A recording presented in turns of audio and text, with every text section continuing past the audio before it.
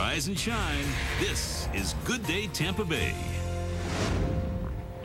Attention drivers, there could soon be some new rules on the road. Once again, lawmakers are considering banning texting behind the wheel, and the law could get the green light this time around.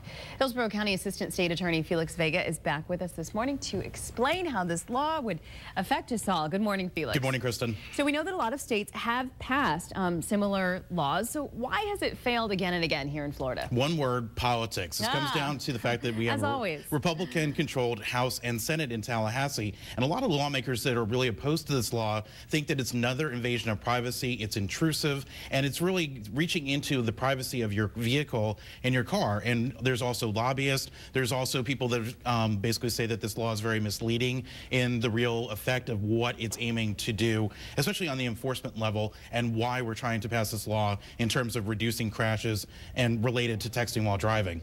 How would the law that's proposed, how would it work?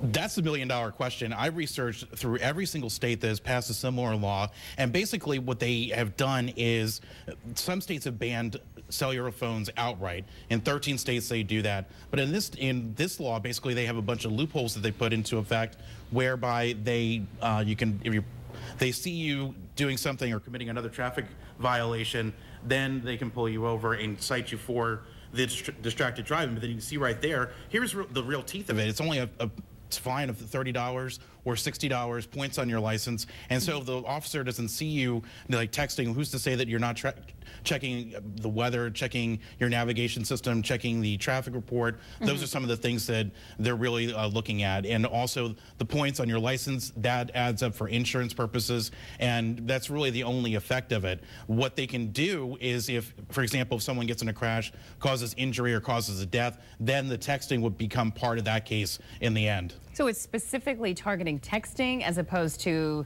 checking the weather or anything else you can do on your phone? Right, and take a look at some of the loopholes that they actually have in the bill. They put in whether you're checking a weather and traffic report, whether you're checking a navigation system on your phone, or you're actually making a phone call. It strictly prohibits you actually manually inputting a text message or some sort of alphabetic message that you're sending. Gotcha, like Twitter or Facebook or something exactly. like that. So here's another good question.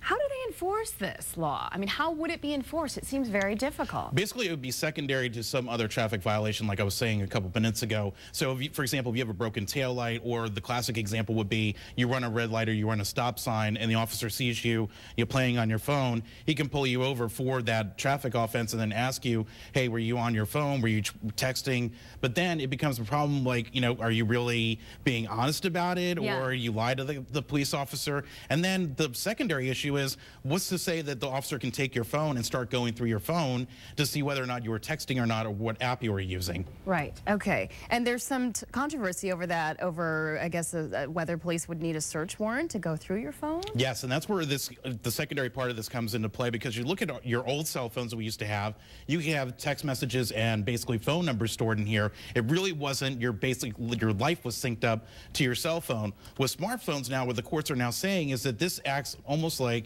a container, and basic search warrant case law basically deals with the fact that if anything that's considered a container, you need a search warrant. All your personal information is stored on this, so with one swipe of your phone, you have access to all your email, your Twitter accounts, all your personal information that you may not share with law enforcement and may not be relevant to an investigation. The courts are split on it. There's only 3 states, Delaware, Maryland, and Ohio, that have actually passed laws that say police need a search warrant. The state Supreme Courts are still arguing this.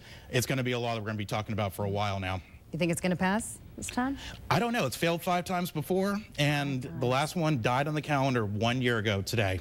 Really? All right. Well, we'll see. We'll see. We'll keep track of it for you. Thank you, Felix. Thanks, Kristen. And now, Fox.